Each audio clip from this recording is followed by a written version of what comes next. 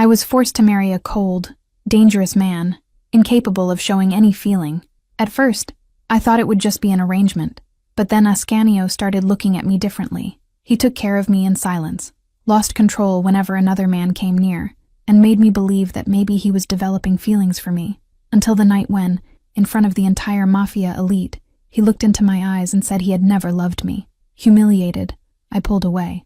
Then his greatest enemy showed up, determined to turn me into the most dangerous trophy in the Mafia. Hi, I'm Lena. A special shout out to those of you watching Book 1 for free here on the My Stories platform, completely ad-free and uninterrupted. Chapter 1, The Stone I Do. Louis Cathedral smelled of old incense and damp magnolia. I stood at the back of the nave, the white dress weighing on my shoulders as if my family's entire surname had been stitched into the organza. My father held my arm with the firmness of a man delivering expensive merchandise, and I couldn't decide what hurt more, the thin heel sinking into the red carpet or his silence, which spoke for every word he had never said. Chin up, Fiorenza. Tommaso Sanvitale's voice came out hoarse, low. A San Vitale doesn't cry at the altar. I wasn't crying. It was worse. I smiled with the corners of my mouth held in place from the inside, the way my mother had taught me when I was still 7 and she was still alive. I smiled at the guests, at the men in dark suits in the pews, at the women with lace veils over their faces. I smiled at the colored light pouring through the stained glass and falling to the floor like diluted blood, and I smiled, at the end of the aisle, at Ascanio Malatesta. He waited at the altar the way a man waits for a signature on a contract. Black suit, dark gray silk tie, an onyx ring engraved with a silver M on his pinky finger. Not a single muscle in his face was out of place. His eyes, dark and impossible to measure, met mine from 20 steps away, and didn't waver an inch until I drew close. There was no tenderness there. There was no desire.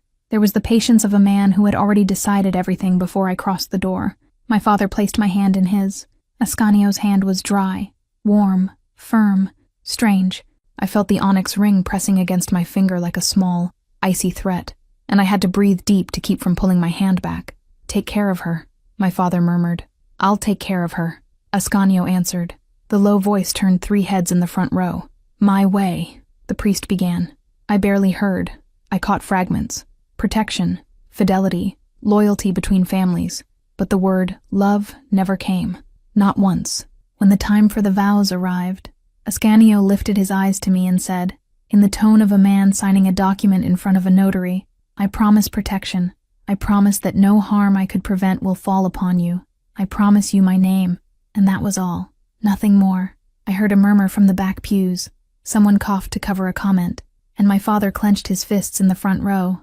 It was my turn. It was the moment a decent woman promised obedience, fidelity, devotion. I looked at the man in front of me, at the onyx ring, at the crest embroidered on his pocket square.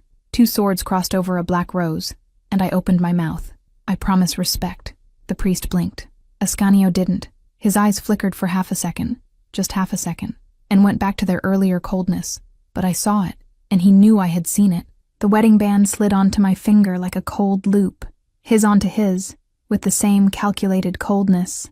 The priest said something about husband and wife, and Ascanio leaned in and brushed his lips against my cheek. Not my mouth, my cheek, and I caught his scent for the first time. Cedar, something citrusy, a metallic layer underneath, like clean gunpowder, a scent I would learn to recognize in the dark. The guests applauded, empty smiles, glances calculating how much each one of those rounds of applause cost in political alliances and old debts. I walked down the aisle arm in arm with my mafia husband and swore, silently, that I would not cry. The armored car waited for us on the steps. Bastiano Cervi opened the door. I had seen him twice in my life, and both times had had the same impression. A wardrobe in a dark suit with eyes too alert for a man who spoke so little. Ma'am, he greeted. Don't call me ma'am, I asked. Bastiano looked at Ascanio. Ascanio looked at me. He said nothing. Bastiano repeated, in the same low voice, Ma'am. I got into the car. Ascanio sat beside me, and the leather seat absorbed the silence between us as if it were already used to it. The engine started. The French Quarter paraded past the window in patches of wrought iron and balconies with pots of ferns. I saw a couple on the corner laughing at some joke, and the envy was so quick and so dirty that I closed my eyes. You didn't eat anything at the reception, Ascanio said, out of nowhere. I opened my eyes. He looked straight ahead, his profile cut by the yellow light of the street lamp. I wasn't hungry. Bastiano will have something brought when we get there. I didn't say I wanted to eat. You didn't, he agreed. But you didn't eat. And I don't bring a wife into my house to let her go hungry on her first night. Wife. He had said the word with the coldness of someone listing an item in an inventory. I looked at the band on my finger and felt the urge to laugh. An ugly laugh, devoid of humor. I swallowed it. How thoughtful, I said quietly. Should I thank you now, or only when the bread arrives? He turned his face toward me. For the first time since the cathedral, I saw a muscle of his move. One corner of his mouth went up 0.5 millimeter. It wasn't a smile. It was recognition. His gaze dropped from my mouth to my hand on my knee, lingered a moment longer than it should have, and went back to the window. When the bread arrives, he answered, it'll save us both time. I turned my face to the glass. I felt the heat rise up my neck and hated my own body for it. The Malatesta mansion appeared at the edge of the neighborhood like a fortress pretending to be a colonial house. Iron gates with the crest of the 2 swords, a garden with old magnolias leaning over the stone path, double balconies in dark wrought iron and tall windows that let you see nothing inside. Bastiano drove up to the front, opened the door, and Ascanio got out first. He held out his hand to me. I hesitated for 1/2 second. I accepted. Welcome, Bastiano said, standing beside the frame of the main door, which was made of dark, solid wood with an aged brass lock. Kitchens to the left, library to the right. The staircase leads to the bedrooms. Don't go into the east wing at night. Ask first. I blinked. That's the tour. It is, he confirmed. Are you always this eloquent? I am. I almost laughed. I swallowed the laugh, because laughing on the first night would have looked like defeat. The main staircase was white marble veined with gray, with a wrought iron banister that must have cost someone's great-great-grandparents a fortune. I climbed with my hand sliding lightly along the cold metal, feeling my heel strike each step like a clock counting down my surrender. Ascanio came up behind me. I felt his gaze on my back like physical weight, constant and deliberate. At the top of the stairs, he pointed down a hallway with walls covered in dark wallpaper and 2 paintings of Neapolitan landscapes framed in gold. Your room is the second on the right. Mine is at the end of the hall. I stopped. I looked at him. Separate rooms. Separate rooms. For now or forever. He held my gaze. He didn't answer right away. When he did, it was in the same low voice that had silenced an entire hall during the vows. For now, Fiorenza. I promised protection. I didn't promise a bed. I should have felt relief. I felt something else. I won't name it, because naming it would have been dangerous. Good night, then, I said. Good night. I went into the room. I closed the door. I leaned my forehead against the cold wood. I breathed deep, slowly, until I felt my chest loosen. The room was enormous. A canopy bed with raw linen curtains and discreet embroidery along the hem. Tall windows looking out over the magnolia garden. A bronze-framed mirror that gave back a bride with her hair pinned up. The dress wrinkled at the back. And dry eyes. Dry eyes. At least that. I took off my shoes. My feet cried out with relief at the cold floor. I walked barefoot across the thick rug, thick enough to muffle any step, to the window, and looked out at the dark garden. Down below, a figure crossed the stone path with the calm of someone on patrol.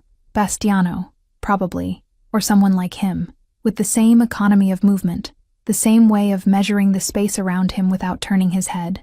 The mansion breathed like an organism. I was not part of the organism. Not yet. The tray arrived 1/2 hour later. Bread, cheese, a cup of hot tea smelling of fennel, an apple cut into 4 equal pieces with surgical precision. Whoever cut that apple had a steady hand and a sense of order that went beyond duty. I ate half the apple, 2 pieces of bread, and drank the whole cup of tea. I thought of Ascanio saying, "It'll save us both time," and hated the heat that rose again. I traded the dress for a silk nightgown that someone, some invisible housekeeper, had laid out on the bed. The silk was cream-colored, cold at first touch, warm right after. I let my hair down. I turned off the bedside lamp, not the bathroom light. I lay down. I looked at the ceiling. The ceiling had a plaster rosette at the center, with petals worked in layers. I counted the petals. I reached 22 and lost count. I didn't close my eyes. I couldn't. The house made the little noises of an old house, a pipe groaning in the walls, a footstep on the floor below, a window settling against the warm New Orleans wind. I heard everything. My heart was beating too fast for a bride who had not promised love. That was when the doorknob turned. No knock, no warning. The door opened. Ascanio came in with a leather folder under his arm, still in his dress pants and white shirt, no tie, the top button of his shirt undone. His chest rose and fell slowly, as if calm were a garment he wore out of habit. His eyes swept the room with the speed of someone checking a perimeter, found the bed, found me, awake, with the silk nightgown clinging to my shoulders, my hair loose across the pillow, my eyes open. For half a second, the calm failed. I saw it. I saw his eyes drop to the neckline of the nightgown, saw his jaw lock, saw his breathing stop for a quarter of a beat. It was fast, so fast that anyone else in the world would have missed it. I didn't miss it. I had been trained my whole life to read dangerous men by the corners of their faces. He recomposed himself in the span of a blink. "You're awake," he said. "Lo, I am. I came to bring you this." He held out the leather folder. "Your schedule for the week, appointments, times, security. You'll read it in the morning. You don't knock. This house is mine," he answered. And he added, after a pause that lasted too long, "This house is ours. Next time, I'll knock." He took a step. Just one. He set the folder on the dresser, near the door, without coming any closer. He didn't get anywhere near the bed, but the air between us grew thick, heavy with something neither of us named. I sat up in bed. The nightgown slid off my left shoulder. He looked. He brought his eyes back to my face with an effort he probably thought I couldn't see. "Good night, Fiorenza. Good night, Ascanio." He turned. He walked to the door. He put his hand on the knob. He stopped. He stood there, hand on the knob, broad back, shoulders tense beneath the thin fabric of the shirt. I held my breath. I didn't know what I was waiting for. Maybe he would say something. Maybe he would turn around. Maybe he would cross the room in 3 steps and show me that all the vows were a lie. He did none of it. He opened the door. He went out. He shut it behind him with the care of a man who knew that a louder sound would have been a confession. I sat there on the bed. The nightgown slipped off my shoulder, my heart beating at a speed no bride in the world should feel on her first night. Not from fear, not from fright, from something else. The thing I would not name because naming it would have been dangerous. I looked at the leather folder on the dresser. I looked at the new, strange band on my finger, and I thought, with the cold clarity that only comes in the hours when no one sees, this man promised protection. He didn't promise desire, but desire. He just confessed to me without saying a word. I turned off the bathroom light. I lay down. I closed my eyes. I didn't sleep. Chapter 2. The Finger, the Glass, and the Almost. 4 days drag through the Malatesta mansion with the slowness of waiting for news that never comes. Every morning, breakfast in the glass-walled garden room. Every morning, Ascanio had already left. Every night, he came back after 10. We crossed paths in the hallway once a day, twice at most. He greeted me with a nod. I greeted him with a nod. Bastiano made silence into a craft. By Wednesday, I couldn't take it anymore. I put on linen pants, a white blouse, the silver brooch that had been my mother's. I went downstairs. I asked for a car. The foundation, I said to Bastiano, who appeared in the foyer as if he'd been summoned. "I'll go with you, ma'am." "I don't need that." "You do." It wasn't a question. I looked at him. He looked at me.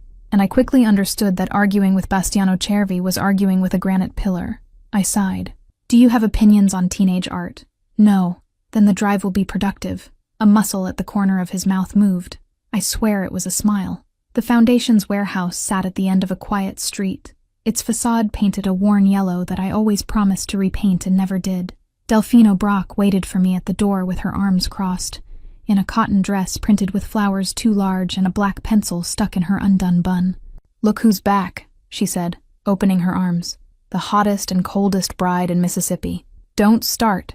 "Already started." She hugged me, squeezed, let go, looked at Bastiano standing 3 steps behind. "Hello, wardrobe." "Ma'am," Bastiano greeted.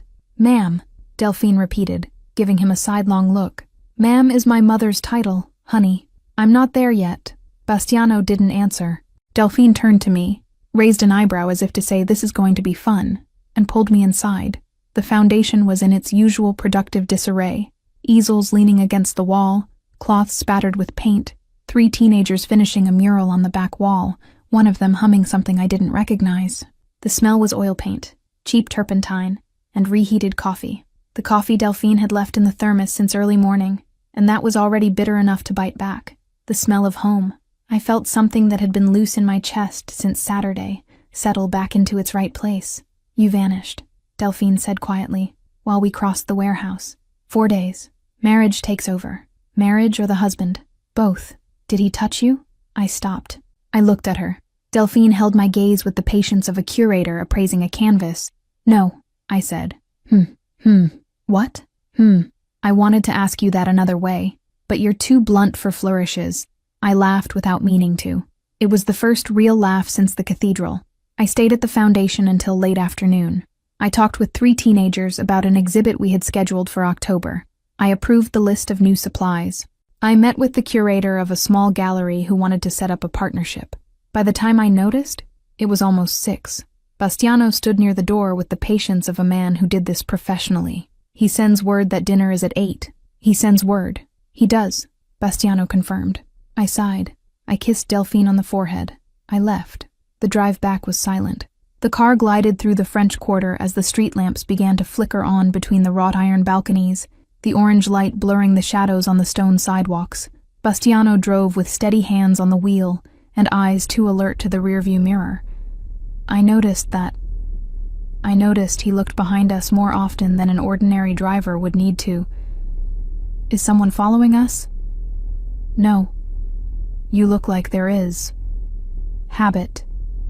I didn't push, but I filed it away. Dinner was served in the formal dining room, a long, dark mahogany table, silver candelabras, 2 places set at one end only. Ascanio was already there when I came down, with his usual calm, no tie, the sleeve of his white shirt folded up to the elbow. I had never seen his forearm before. There was a thin scar near his wrist, the size of a comma, pale against the tanned skin. I looked too long. Good evening, I said. Good evening, Fiorenza. He stood, a small automatic gesture, and pulled out my chair. I sat. He went back to his. The maid poured red wine into a cut crystal glass that probably had more family history than I did. Bastiano said you spent the afternoon at the foundation, he remarked. Bastiano ratted me out. Bastiano informed me. Do you want the report? I want to know if you ate. I looked at him. He cut his meat with a surgeon's precision, without lifting his face. It was the second time this week he'd brought up food as if it were a contract. I ate. I lied. What? I know you didn't eat, but I'll let it slide because you're sitting here. I picked up the glass and took a long sip, just so he wouldn't see the corner of my mouth. We ate almost in silence. We exchanged 3 sentences about the October exhibit, 2 about the weather, 1 about an art auction. The Malatesta Gallery was organizing the following month. Each time I brought the glass to my lips, I felt his eyes follow me for half a second before going back to his plate. Each time he cut his meat with that large hand, the onyx ring glinting in the candlelight, I turned my eyes to the branch of magnolias at the center of the table and pretended I was still hungry. That was how I lost track of my arm. My elbow knocked the glass. 1 second. That was all it lasted. The glass tipped, slid across the tablecloth, and the crystal exploded on the floor in a sound that hurt down to the bone. Red wine spread across the dark wood like slow blood. I'm sorry, I said, already bending down. I'm sorry. I'm a disaster. Let me... Fiorenza. No. His voice came out hard. Too late. My fingers were already gripping a shard of crystal, and the shard was already opening a thin, hot line on my index finger. The blood came before the pain. A fat, dark drop, dripping onto the pale floor. Then came the pain. Shit, I whispered. Before the maid could arrive, before Bastiano appeared at the door, before I even processed it, Ascanio was kneeling beside me. He didn't look at my face. He looked at my hand. He took my wrist with a firmness that was not violence, turned my palm up, exposed the cut. Don't move. I can... Fiorenza. Don't move. I stopped. He pulled out his pocket square, white, with the small crest embroidered in the corner. 2 swords crossed over the black rose, and pressed it to my finger with a calm that didn't match the speed his heart was beating in his neck. I could see it. His pulse jumped under the skin, below his jaw, running down to the collarbone showing because of the undone button on his shirt. It's not deep, he said. It just bleeds a lot. I know. Do you feel dizzy? I feel embarrassed. His eyes rose. They met mine for the first time since the crystal shattered. They were too close. I had forgotten what it was like to have a man kneeling in front of me holding my hand. Embarrassed about what? He asked, low. About breaking your grandmother's glass in the first week. It wasn't my grandmother's. It was expensive. It was. His mouth made a beginning of a smile and went back to the straight line. You're more expensive. I froze. It was a simple sentence, said dryly, without flourish, without emphasis. But the sentence entered my chest like a shard, smaller than the crystal one, and lodged there, driven in, sharp, refusing to come out. He kept pressing the pocket square to my finger. I kept not breathing. The maid appeared at the door. Bastiano appeared behind her. Ascanio lifted his head 1/2 centimeter. Out, I'll handle it. The two of them left. The door closed. The formal dining room was left with just us. The spilled wine, the scattered crystal, 2 candelabras, and the smell of my own blood mixing with the citrus cedar I had already learned to associate with him. He loosened the pocket square. He looked at the cut. It'll need gauze. There's a kit in the sideboard. I know where the kit is. He stood. He walked to the sideboard in the corner of the room. 3 steps. The calm of a man who knew every millimeter of that house. Opened the top drawer. Came back with gauze, antiseptic, surgical tape. He knelt again in front of me. I should have said I would sit in the chair and he could tend to me from above. I didn't. I didn't want to. I let him. The first drop of antiseptic stung. I held my breath. Sorry, he murmured. For the antiseptic. For it being cold. I laughed. It was a short laugh, caught in my throat, and he heard it. He noticed. The corner of his mouth went up 1/2 millimeter and came down again. His hands were large. I had known that since the cathedral. What I hadn't known was that these same hands wrapped gauze around a woman's finger with the delicacy of someone diffusing a bomb. Each turn tight enough to stop the bleeding, loose enough not to hurt. Every gesture deliberate. When he cut the tape with his teeth, because the scissors were on the other side of the table, I looked at his mouth and lost a second of my life I would never get back. He noticed. He lifted his eyes in the middle of the knot. We stayed like that. Me sitting in the chair with my bandaged finger in his lap. Him kneeling between my knees with the tape between his teeth. Our faces at a distance that should not exist between 2 people who had signed a contract. He took the tape out of his mouth slowly. Done, he said, low. Thank you. It was nothing. It was something. The sentence escaped. I wished I had bitten my tongue first. Too late. His eyes dropped from my mouth to my lap, came back to my face. His pulse kept beating in his neck at a speed he would never confess out loud. He moved 1/2 centimeter closer. I didn't pull away. I caught his scent again. Cedar, citrus, the metallic layer underneath. Stronger now, almost dense, as if the air between us had grown too thick to breathe normally. I felt the warmth of his breath hit my chin. His eyes were fixed on my mouth, as if it had just said something quietly that he needed to decipher. I closed my eyes. That was the mistake. The instant my lashes brushed my cheeks, I felt him pull back, not abruptly, in slow motion, like a man forcing himself, muscle by muscle, to undo a closeness that was already done. I opened my eyes. He was standing, 1/2 meter away, his hands in the pockets of his dress pants, shoulders tense, jaw locked. Be careful with your finger tomorrow, he said, his voice clean, as if we hadn't just failed to kiss 40 centimeters off the floor. Change the gauze in the morning. Bastiano will take you wherever you need to go. Ascanio. Good night, Fiorenza. He turned his back. He left the room. The door closed behind him with the same calculated care as the first night. No slam, no sound, with the precision of a man who knew exactly how much force was too much. I sat there with my bandaged finger, my heart beating in the wrong place, the smell of wine rising from the floor, and the frightening certainty, frightening as a knife held to the throat, that this man desired me, and he would rather swallow shards of crystal than admit it. I stood. I walked to the hallway dresser where the maid left the day's mail, because I needed to distract myself with anything at all, and that was exactly where I found it. The silver tray. On top of the tray, a cream-colored envelope, sealed with dark wax. The crest in the wax was not the 2 swords of the Malatestas. It was another, a stylized flower, with pointed petals. I recognized it before I even turned the envelope over. Frangipani. I picked it up. I opened it. An invitation engraved in gold letters. The annual Frangipani family party. Friday, 10 o'clock. Formal attire. No RSVP required. I lifted my face and Ascanio was at the end of the hallway, leaning against the frame of the office door, a glass of whiskey in his hand, looking at me. He had seen me read it. He had waited. You're going, he said. Is that an order? It's a necessity. Not the same thing. Today, it is. Behind him, inside the office, I saw Bastiano and Renato Pellegrini standing near the desk.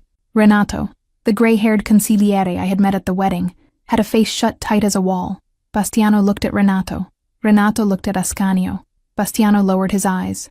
I didn't understand the look, but I saw it, and for the first time that week, with my bandaged finger and the invitation in my hand, I felt something that wasn't desire, wasn't anger, wasn't embarrassment.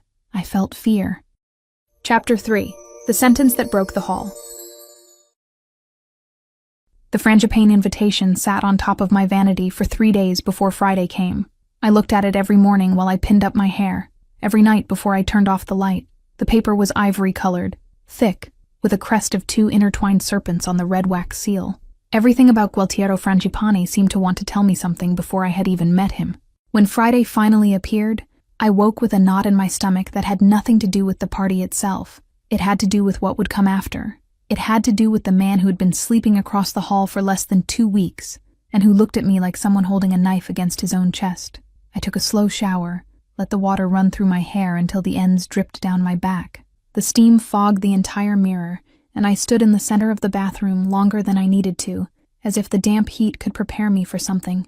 The maid had laid the black dress out on the bed, long-sleeved, a modest neckline in front, and cut low in the back, chosen by Ascanio himself. I had learned, in just over 20 days of marriage, that every gesture of his carried calculation. He dressed me in black not to erase me. He dressed me in black so that no one would doubt to whom I belonged, and even so, he didn't touch me. I put the silk robe over my slip, pinned my hair into a low bun, and crossed the second-floor hallway to the jeweler's room, the chamber where the family kept necklaces, brooches, earrings from generations. Renato had said the night before that I needed to choose a piece from the safe. Show up with something malatesta. The women at the party will read that before they read your face. I didn't expect to cross paths with Ascanio in the hallway. He came out of the office in a dark robe over his open white shirt. No tie, his hair still wet from the shower. He stopped the instant he saw me. I stopped too. Between us lay maybe 4 meters of Persian rug and 100 years of tension that did not belong to me. Sorry, I said, and I don't even know why I apologized. I need a necklace. Ascanio didn't answer right away. His gaze dropped once, over my shoulders, over the curve of silk at my waist, and came back to my face with a coldness so deliberate that it hurt. It was a rehearsed coldness. It was the coldness of a man who must not look twice in order not to fall. Wear the emerald one, he said. Low. It goes with the dress. The dress is black. That's why it goes with it. He turned his gaze to the hallway window, to anything that wasn't me, and walked straight past. When his robe brushed against mine, I felt the heat of his body beneath the fabric. Just 1 second of contact, just the edge of the cloth touching my arm, and even so my breathing stopped as if someone had pulled a thread. I kept walking as if nothing had happened. But in the mirror of the jeweler's room, fastening the emerald around my neck, I saw that my hands were trembling.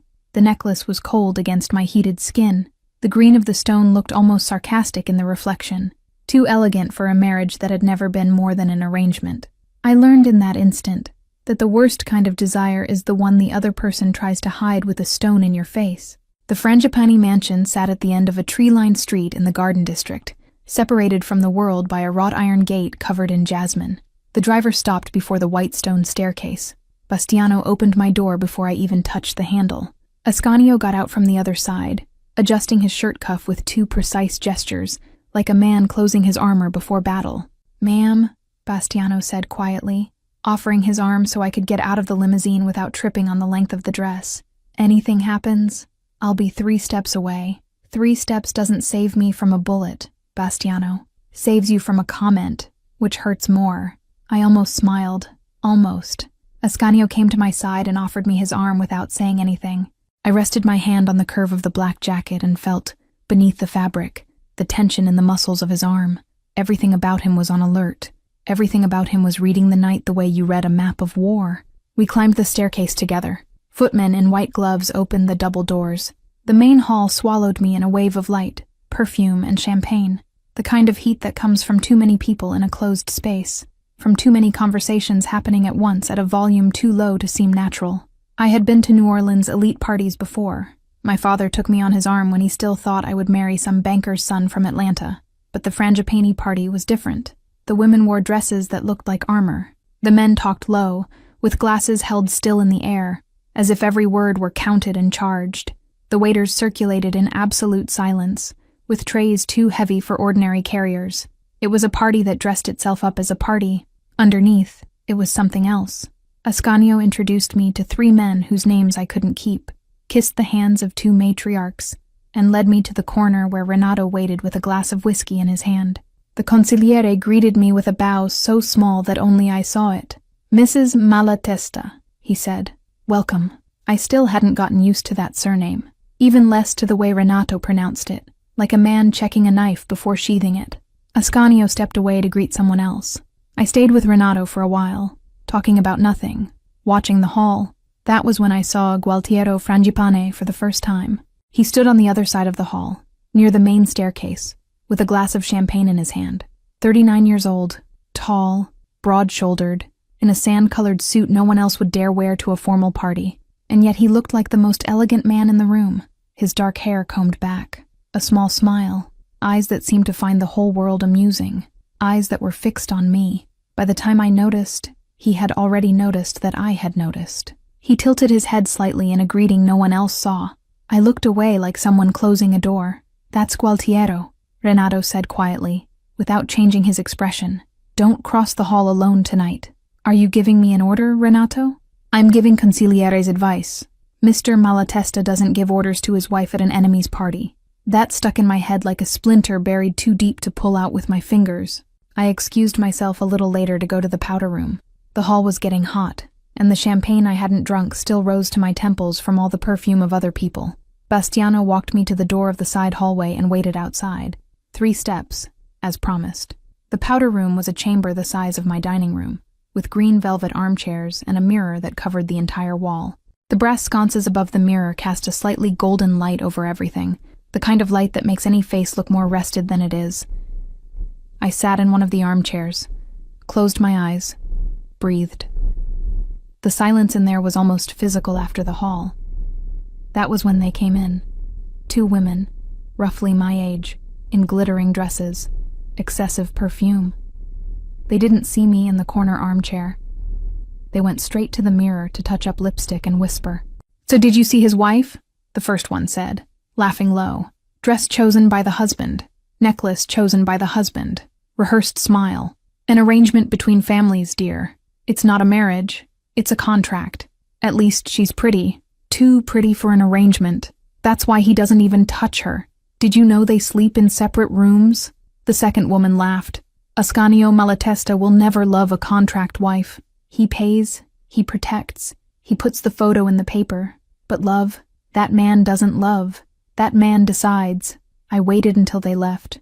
Their lipstick was still drying on the mirror when I rose from the armchair, the emerald weighing on my neck like a chain.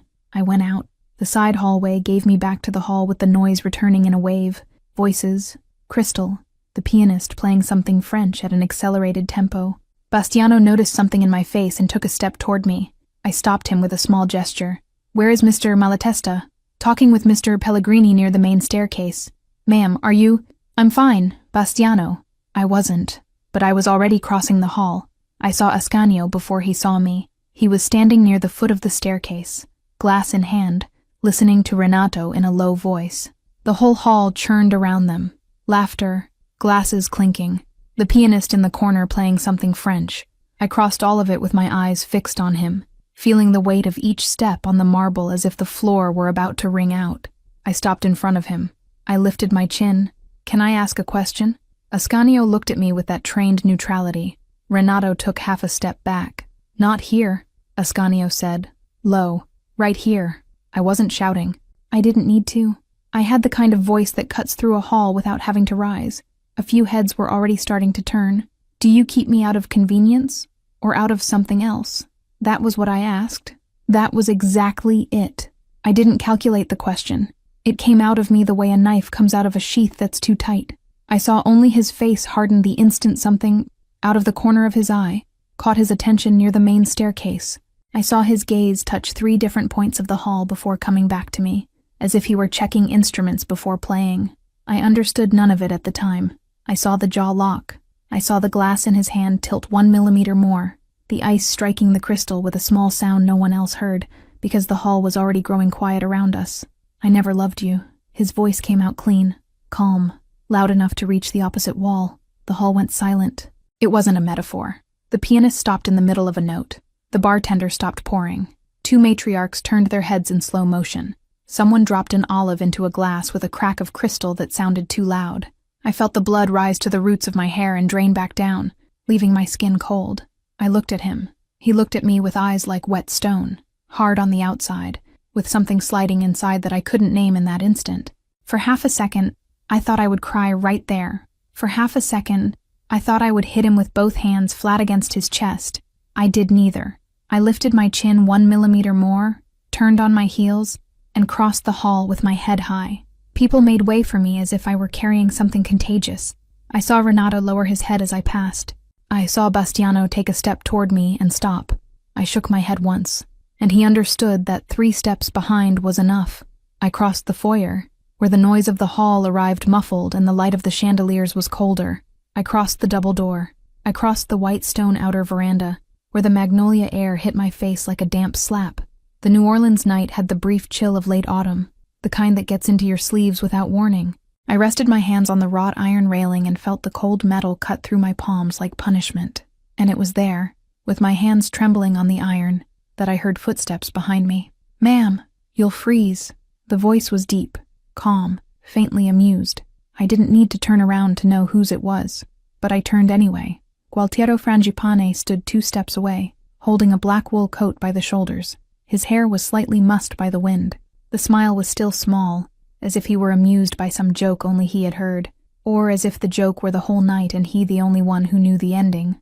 I said nothing. He took a step. He held out the coat. The silk of the lining gleamed yellow in the light of the veranda lamps. "I brought it for you. I don't need it. It's 45 degrees, Mrs. Malatesta, and you left the hall without a coat. Whoever saw the scene imagines you're still answering." His hand held the coat in the air with the patience of a man who had waited for harder things. I looked back. Through the double doors, I caught a glimpse of Ascanio standing in the middle of the hall, glass in hand, with 5 men around him talking all at once. He was looking straight at the veranda, looking straight at me, looking straight at Gualtiero's hand, and he made no gesture. He didn't come. He didn't call. He didn't wave. I turned my face away. "Thank you," I said, low, and let Gualtiero place the coat over my shoulders. The wool weighed more than I expected. His perfume, something woody, expensive, faintly citrus, settled on my shoulders like a signature I hadn't asked for and didn't know how to give back. I pressed the fabric against my chest with both arms crossed, less because of the cold and more because of the need to hold on to something with hands that were still trembling. "No woman should be treated like a leftover," Gualtiero said, low, too close to my hair, by a man who's afraid to desire her. I closed my eyes. I wish I could say I felt nothing. I wish I could say I recognized the maneuver right away. The offered coat, the calculated sentence, the venom wrapped in silk. I wish I could say I gave the coat back, turned my back, and went back into the hall. I did none of it.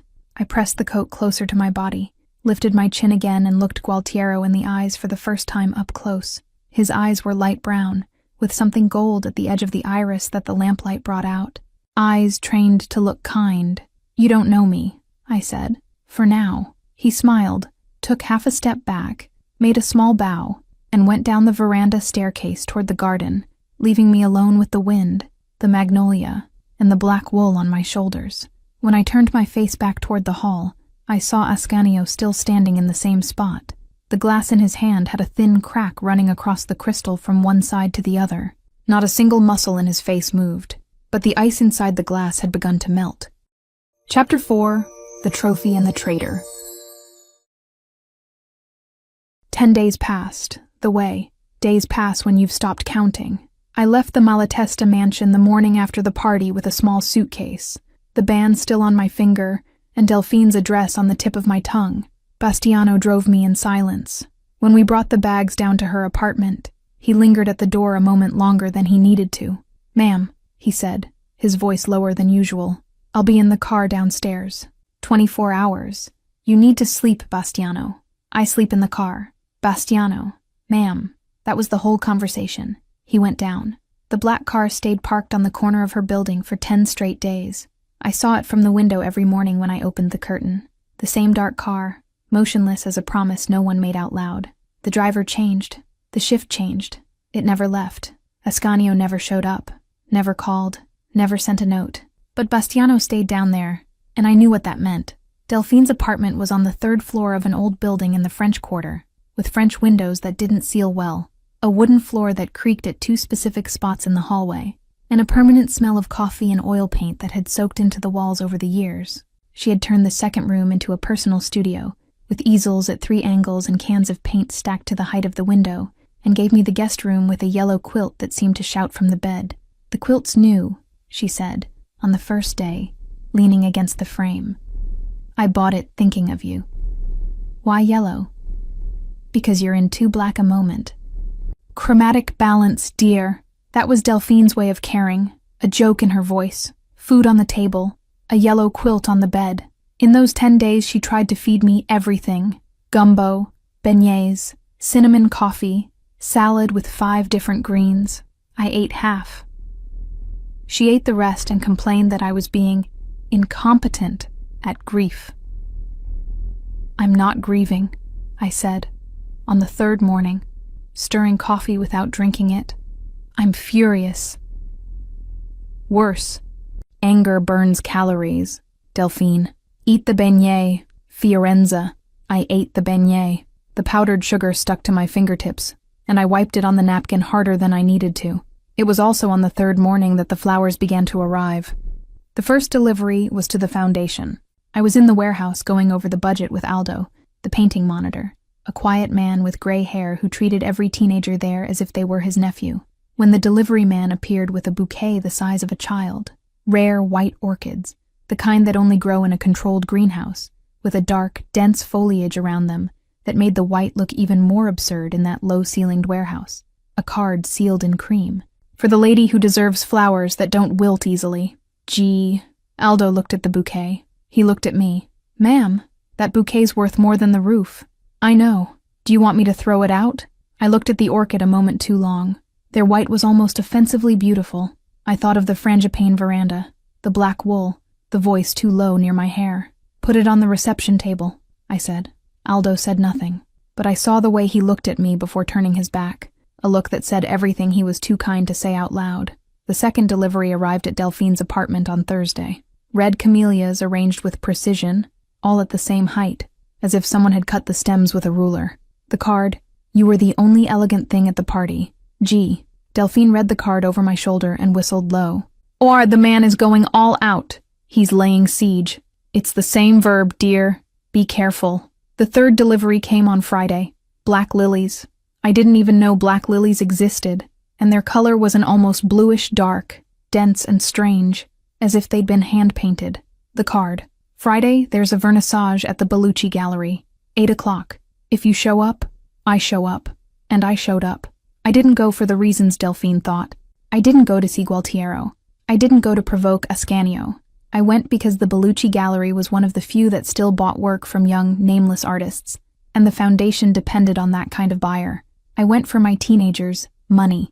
At least that's what I told myself in front of the mirror, while I pinned up my hair more calmly than I felt. I put on a red dress, mine, bought by me, without the influence of any Malatesta man. The fabric fell straight to the knee with a seriousness that contradicted the color. Delphine looked at me from the door with a raised eyebrow. "Red to a vernissage? Red to a vernissage. Then it's war. It's red, Delphine." She didn't believe it. Neither did I. Bastiano drove me. He didn't comment on the dress. He didn't comment on the destination. He just parked in front of the gallery and said, without turning his face, "I'll be out here. It'll take a while. I'll stay until you get tired." The Bellucci Gallery was crowded, with that specific heat of a closed room and too many people. Expensive perfume mixed with white wine, and the soft aroma of old wood coming from the frames. Large paintings, small glasses, conversation in 3 languages. I greeted Bellucci personally, talked about the 3 pieces he had bought from the foundation the month before, thanked him with all the precision I had learned at my father's table. I circled the paintings for 10 minutes. I spoke with 2 known collectors. Everything normal. Then Gualtiero came in. It wasn't an ordinary man's entrance. He came accompanied by 2 henchmen, an expensive coat draped over his forearm, the same small smile as always, and before even greeting the host he found my red dress across the room. It took him maybe 2 seconds, like a man searching in a crowd for something he already knew exactly where to find. He walked toward me without hurry. people stepped aside by instinct. "Mrs. Malatesta," he said, giving the small bow. "You came. I came to see the paintings. The paintings survive without you. I wasn't so sure about that. You survive a lot, from what I hear." He laughed low, a short, contained laugh that didn't reach his eyes, but reached the corners of his mouth with the naturalness of a man who'd been practicing it for years. "Will you accept a glass?" "I'll accept conversation. I get my own glass." He offered me his arm anyway. I didn't take it, but I walked beside him across the room like someone walking beside an open window on the 3rd floor, aware of the possible fall, unable to stop looking down. He introduced me to 3 European collectors who said, in a slightly rehearsed tone of praise, that they had heard very good things about the Foundation's work. They said they would buy 3 pieces. 4, maybe. I smiled politely. I thanked them. I made a mental note of every name and every promise, and it was at that moment that I saw, on the other side of the room, 2 men standing near a bronze sculpture. They weren't talking. They weren't drinking. They were looking at me with the discreet, permanent attention that Bastiano's men devoted to doors. It took me 2 seconds to understand, then 3 more to accept it. Ascanio was protecting me from afar. I didn't see Ascanio in person that night. I didn't see him on the other 4 occasions that Gualtiero appeared at events where I was, during those 10 days. But at every one of them, always on the other side of the room, 2 different men kept watch.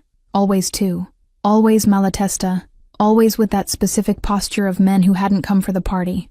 I hated and thanked them in the same breath, and the contradiction burned somewhere in the middle of my chest that I preferred to pretend didn't exist. I went back to Delphine's apartment that night at 11:30. She was still awake, painting something abstract in red paint in the studio, barefoot, and with a smear of paint on her forearm. She looked up when she saw me at the door. How was it? I sold 4 of the Foundation's paintings. Good night, then. Gualtiero was glued to me for 3 hours. Bad night, then. I took off my heels at the entrance, crossed the studio barefoot, and sat on the paint-stained sofa she insisted on calling vintage. Delphine left her brush soaking in the cup of water and came to sit beside me without hurry. "Fiorenza, we need to talk about something." I turned my face. Delphine had her eyebrow furrowed, a rare thing, for her, since she usually saved seriousness for emergencies. "The man tonight at the vernissage," she said, "offered you his arm in front of half the French Quarter. I'll be blunt. The city is talking. Talking about what? That Mrs. Malatesta accepts flowers from a frangipane." I sat staring at the wall for a long while. The studio smelled of turpentine and cold coffee, and somewhere on the street below an old radio played music too low to identify. Delphine didn't interrupt me.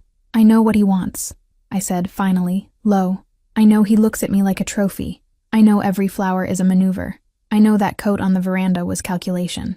And you accepted it anyway. And I accepted it anyway. Why?" I swallowed hard. Delphine waited with the specific patience of someone who has heard a lot of hard things and knows that pushing doesn't help. "Because it hurt less," I said. "It hurt less to have a man who looked at me like an object than a husband who called me nothing in front of 200 people. Delphine didn't answer right away. She took my hand with both of hers, squeezed slowly. "Fiorenza," she said, low, "you're my best friend in the world. I love you. And I'm going to tell you something you won't like to hear. Tell me. Gualtiero is not an alternative. He's a different poison. And Ascanio is what he is. But you're only going to be able to decide anything real in your life after you go there and look him in the eye one more time. Not to come back. To really end it." I stayed silent. The jazz kept going outside, even lower now. "There are Foundation documents in his office," I said, finally. "Last quarter's reports. I need to get them before the audit. Then go get them. I could send Aldo to fetch them." "You could, but you won't." I looked at her. Delphine smiled. A small smile. No joke. The kind she almost never gave, and that for that reason weighed more. "Get the documents, Fiorenza. And while you get them, decide." I set it for Saturday afternoon. I sent word through Bastiano, who received the word, gave that minimal bow of his, and said only, 4 o'clock is fine, ma'am." On Saturday morning, I woke before the sun rose. I lay in bed listening to the building wake up slowly, the creak of the floor above, the window banging in the wind, the smell of the coffee. Delphine was already making in the kitchen at 6 in the morning as if the world depended on it. After a while I got up, put on the simplest navy dress I had, pinned up my hair without a mirror, slipped on flat shoes. It wasn't a wife's visit. It was an employee's visit to pick up files. At least that's what I told myself. The band was still on my finger. I hadn't taken it off once in 10 days. Not by conscious choice, and I simply hadn't. Taking it off meant deciding, and I still hadn't decided anything that wasn't provisional. At 3:45 in the afternoon, Bastiano parked in front of the iron gate of the Malatesta mansion. The garden was still the same. Giant magnolias with that dense, glossy foliage, short grass, jasmine tangled in the gate perfuming the air in an almost excessive way. I got out of the car with my chin high. I crossed the gate. I crossed the white stone path. I climbed the 3 steps of the front veranda with steady steps, like someone whose heart isn't beating against the ceiling. And it was then that, from the large window at the top of the main staircase, I saw Ascanio. He stood up there, hand on the banister, charcoal gray suit, no tie, looking straight at me, looking straight at my left hand, looking straight at the band that still gleamed on my finger, 10 days after everything. For half a second, neither of us breathed. For half a second, I knew, without him having said anything, without my having asked anything, that this afternoon would be the last chance he had. I also knew, in that same half-second, that it was the last chance I had to walk out of there still whole. I lifted my hand to open the door. Chapter 5. The Wall, the Truth, and the Morning. I crossed the gate of the Malatesta mansion, with the band still on my finger, and my courage hanging by a thread. Delphine's driver didn't turn off the car. I'd arranged that he would wait 15 minutes at the end of the street, and that if I didn't come back, he would call her. It was the only rope I had tied around myself before going in there. The afternoon air was heavy with magnolia, in that New Orleans way that makes any perfume seem like an accusation.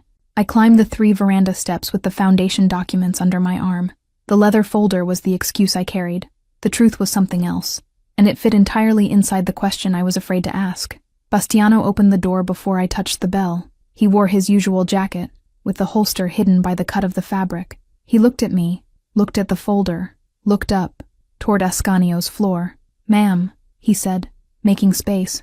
Bastiano. He didn't comment on my wrinkled dress, nor on the fact that I'd arrived unannounced, nor that my hand was trembling holding the strap.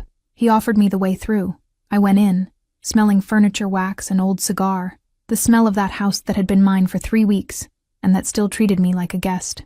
"He's in the office," Bastiano said, without my asking. "I know the way." I climbed the main staircase slowly, the documents hugged to my chest. With each step, I counted a sentence I had repeated in my head since the vernissage. "Gualtiero at least isn't ashamed to desire me. You traded me for an audience. Get my name out of your mouth." Sentences I had collected like stones, to throw when the time came. At the top of the 2nd floor, I realized none of them served. I hadn't gone there to fight. I had gone there to end it. The office door was ajar. I pushed it. Ascanio stood behind the desk, his back to me. He looked at the window as if the view of the garden could answer something I had never managed to answer in bed, alone, those last 3 weeks. He had taken off his jacket. The white shirt marked his shoulders, and his dark hair caught the last sun of the afternoon as if it wanted to be touched. He turned before I spoke. He didn't seem surprised. He seemed, in fact, like a man who had waited 10 days for that door. "I came to get the documents," I said, because it was the sentence that fit in my throat without tearing it. "They're in the 2nd drawer." "I know." I walked to the desk without looking at him. I opened the drawer. The foundation contracts were stacked there, with their own rubber band, exactly as I had left them 3 weeks before. He hadn't touched them. He hadn't read them. He had only kept them, as if they were the last trace of a wife he still called mine in some reserved corner. I put the contracts in the folder. I closed it. I lifted my eyes. "Done," I said. He didn't answer. He stayed standing, one hand on the back of the chair, his knuckles white from the force he pretended he wasn't using. "You're not going to say anything?" I asked. "What do you want me to say, Fiorenza?"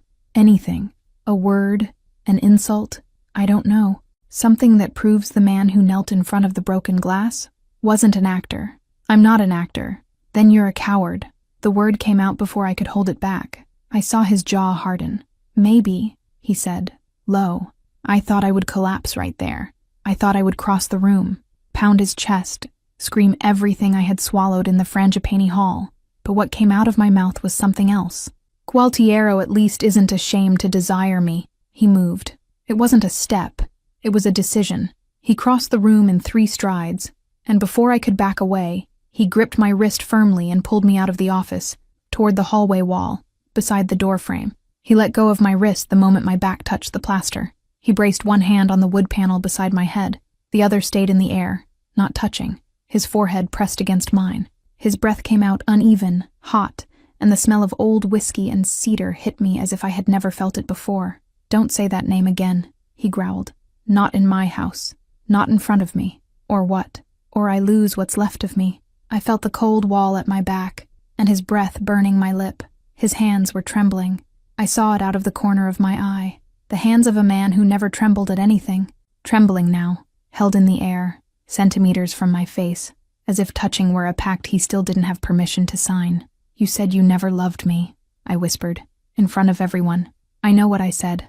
Then let me go." He didn't let me go. He lowered his mouth to mine, and it was a kiss that didn't ask permission to exist.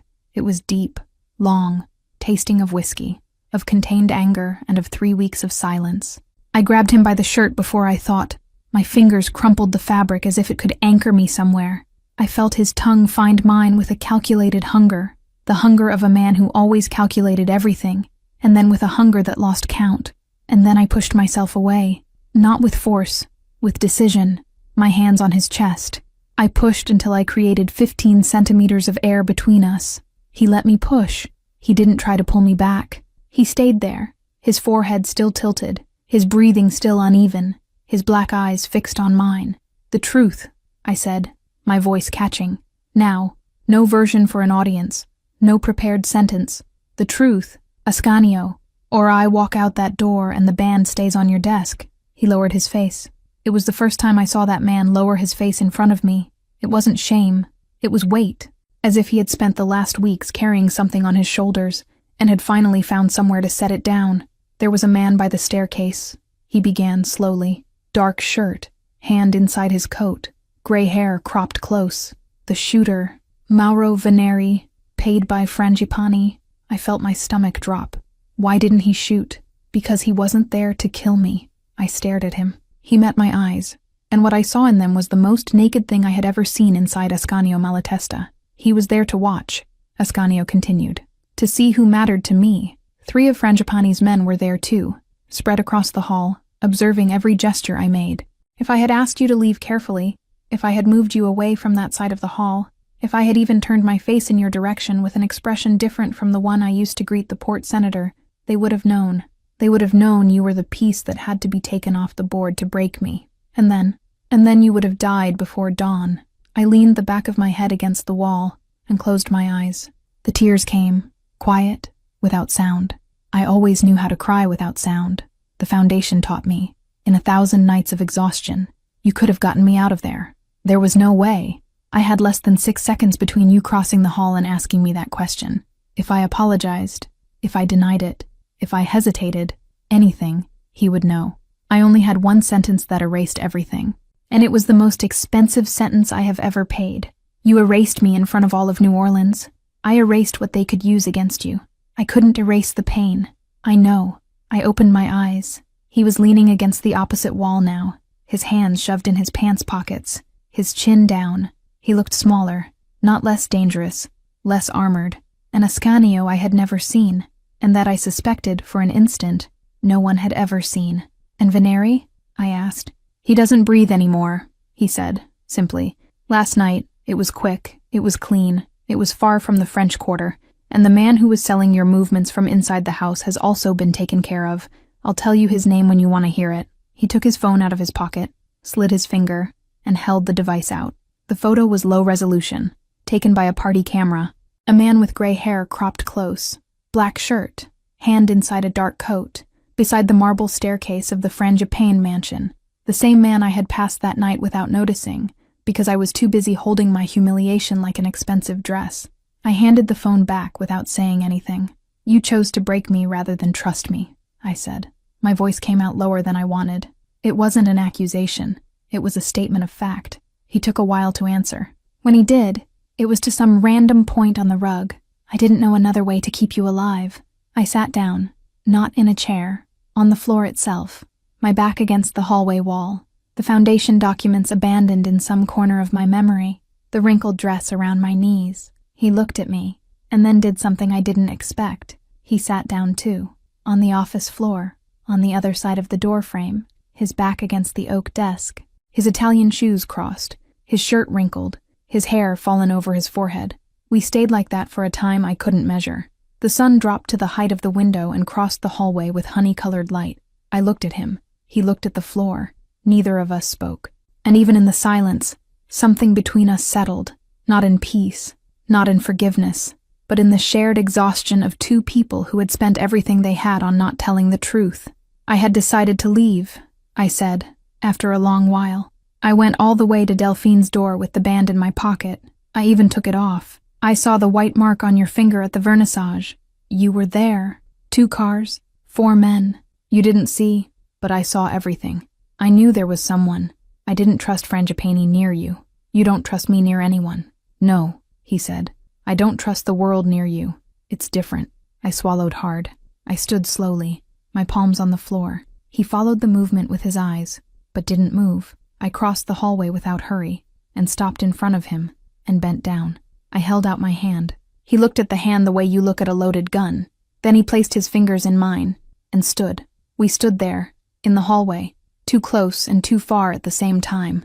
I'm not leaving today, I said quietly, but I'm not staying either. I know. You know? I've known since the vernissage. I brought my face closer. The kiss, this time, was different. It was slow. It was a request he answered without urgency, without calculation, without an audience. It was the kind of kiss I had never received in my life, the kiss of a man who was tired of pretending he didn't love me. I felt his hands rise carefully to my waist, and his fingers tremble again, and this time, I let them tremble. I rested my forehead against his, and said, with no force at all, "Come upstairs with me." He came up. The bedroom door closed behind us, and the rest of the night stayed on this side of the threshold, where no hall, no board, and no shooter could enter. I woke before him. The morning light came through the linen curtains with a calm that house had never had. He slept on his stomach, his arm thrown across my waist, his breathing slow. I watched for a while that felt generous. The scars on his back I had never seen, the line of his shoulder falling over the sheet, the onyx ring on the nightstand, beside my band, which he had taken off at some point in the night. I got up without waking him. I put on one of his shirts, the kind that stayed folded on the armchair. I went down the stairs barefoot. The kitchen smelled of coffee. Bastiano had left a coffee pot ready on the stove. No note. I poured 2 cups before thinking. Ascanio appeared at the door a few minutes later, in pajama pants and a white t-shirt, his hair tousled in a way I had never seen on that man outside the bedroom. He accepted the cup. He leaned against the frame. He looked at me with a tenderness I didn't have the vocabulary to describe, the tenderness of a man who knew that morning was alone. He came closer. He brushed a strand of my hair away with the back of his fingers.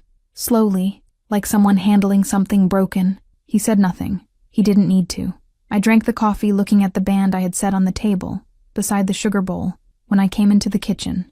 I had put it there without thinking, or thinking too much, maybe. "You loved me," I said, after a while. "I love you." I felt the air hit a place in my chest that had been locked. "You chose to lie before telling me," I continued, "before giving me the chance. You decided for me that I wouldn't be able to handle the truth in the moment," I decided. "And I don't know if that's love, or if it's the version that fits a man like you." He lowered the cup. He took a while to answer. "Maybe it's both," he said, low. "And maybe you're right, not to want to stay today." I held out my hand.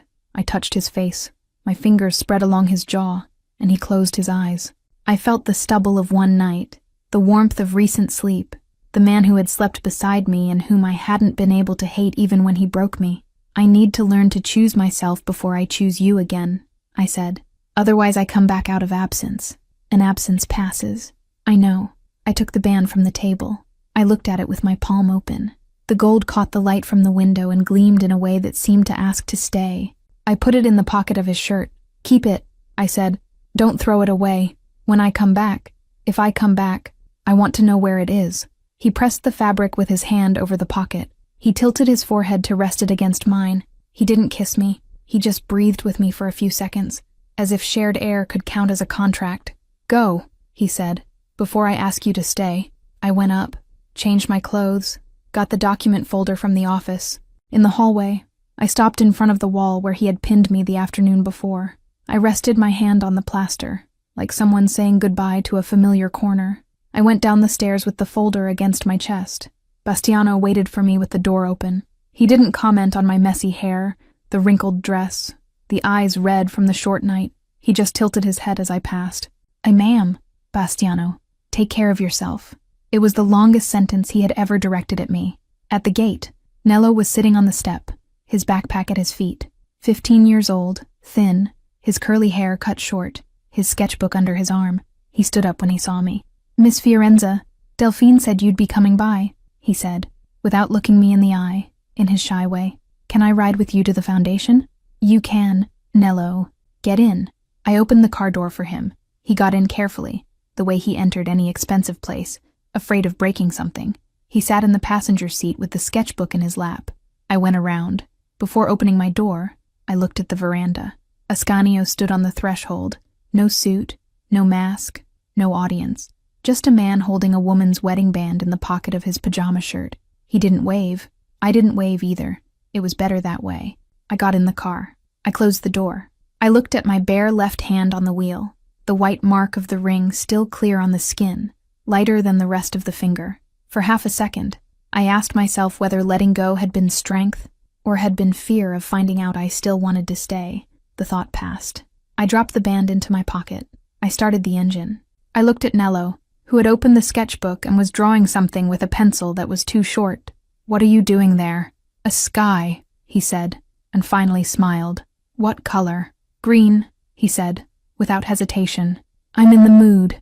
I smiled for the first time in 10 days. I pulled the car out of the street and drove on, through the sleeping French Quarter, toward the foundation. The morning sun came through the windshield, and I didn't look in the rearview mirror. Lena here, that wraps up book 1, and I've already finished book 2. You can get access to it for a really small fee. I finally had her. Fiorenza in my arms. The warmth of her body against mine. The whisper that the nightmare was over and that New Orleans would be ours. Then came the explosion. Nello's small body torn apart on the floor of the square. The wooden toy she herself had given him charred beside it, her blood on her hands as she tried in vain to revive him. 3 days later, the doors of the community closed in her face. Anonymous letters with a single sentence. You brought the monster inside. While she curled up in bed, her eyes empty, repeating that the bomb was her fault, I found the first piece of evidence on the kitchen table. A fragment of a detonator with the unmistakable signature of someone who should never have gotten so close. The woman I would kill to protect now looked at me as if I were the real killer, and for the first time I knew that the vengeance running in my blood could destroy the only bond that still kept me human. And what if she never forgives me? And what if the choice between hunting them and holding her has already been made? As she pulled away from me again, I discovered an even crueler truth about who was behind it all. And for the first time in my life, I had to choose between the vengeance I had always known, or the only woman I couldn't lose forever. Like I said, that was just a taste of book 2. To watch it uncensored, just click on the first link here in the pinned comment. I'll see you on the other side in a few seconds. Remember, just click on the first link down here in the comments, and book 2 complete, no ads, no interruptions, will already be available for you. It's very simple. Book 2 is something I'm loving making. You're loving it too, so I promise there will be more. It's where you find increasingly spicy stories, a true dark romance. And precisely because this version is getting more and more heated, the video isn't well accepted publicly on YouTube. This closed environment is where I can actually share my essence and where I feel free to do my best work for you. More news coming soon. I'll be waiting for you on the other side. Unfortunately, many people have been downloading our audio, effectively copying the entire story, and simply reposting it on YouTube. If you want to watch the original story and be the first to receive the next ones, search for My Stories by Lena on YouTube to get the best dark romance content. Remember, the official channel is My Stories by Lena on YouTube. I'll be waiting for you there. Congratulations! Your purchase has been confirmed, and you now have full access to books 1 and 2 of all our stories, completely ad-free and uninterrupted. Everything is available on the My Stories platform. From Mafia Romance and Billionaire Romance to our spicier tales, this content is ready for you now, with new episodes added daily. Access is simple. Just log in using the same email address you used for your purchase. A confirmation has also been sent to that same email. The My Stories platform is very simple and intuitive. Each image represents a story. If it has a book too, just click and press play. Everything is already unlocked for you. You can also rate each story, leave a like, and write a comment. Your feedback will be visible to all our other subscribers. This is our romance universe, so please feel free to interact. From this moment on, this is officially your home for romance stories. Just head over to mystoriesromance.com and press play. Welcome to the family.